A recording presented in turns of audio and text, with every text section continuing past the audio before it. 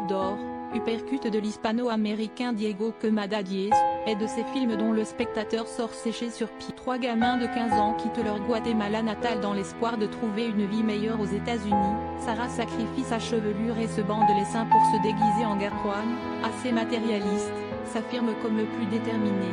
Samuel renonce à la première occasion, au moins ne fera-t-il pas les frais du meurtre de Lord Chope. Enfin, un Indien du Chiapas tente de se greffer au groupe, sans succès d'abord.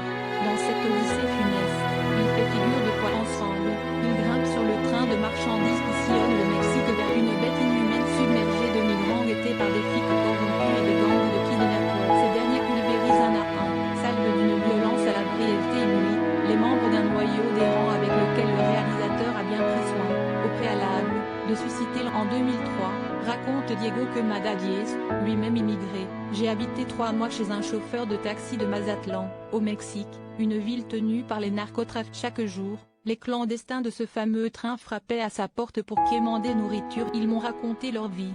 Devais-je la restituer telle qu'elle est ou telle que le public pouvait la supporter? Quemada Díez recueille 600 témoignages édifiants. Les filles, qui craignent le viol.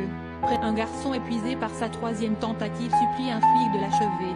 Ceux qui ont réussi à passer vivent dans la terreur permanente d'être contrôlés et renvoyés à la cage. J'ai ressenti chez eux beaucoup d'indignation, poursuit le cinéaste.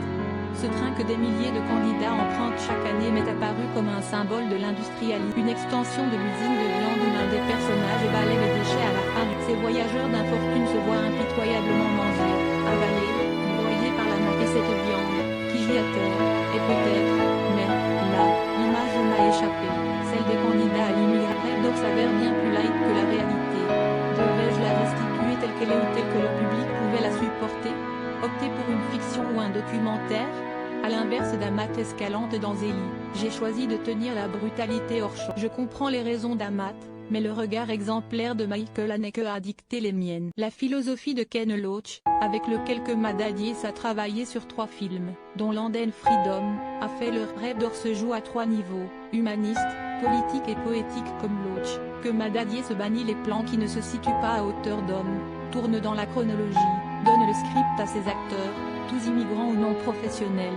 Au compte, il s'attelle à un travail titanesque, 120 lieux de tournage, 1500 figurants que son équipe de casting, avec 3 jours d'avance, déniche à chaque étape, des acteurs sans papier, 3 pays à traverser. Je réécrivais mon script tous les matins, un work in progress, en me nourrissant de ce voyage que je faisais moi aussi. Le script a sans cesse changé. Pour la séquence où Sarah disparaît, par exemple, il aurait fallu une semaine pour la finaliser telle que je l'avais écrite, par manque de temps et d'argent. Je me suis adapté. Elle suggère une sélection de type concentrationnaire. Quemada Díez analyse. Rêve d'or se joue à 3 niveaux, humaniste, politique. J'ai revu pas mal de films sur la Seconde Guerre mondiale pour le passage de la frontière américano-mexicaine sous les tunnels, mais aussi In This World, de Michael Winterbottom. Ruines, barreaux, nuées d'oiseaux balisent le parcours.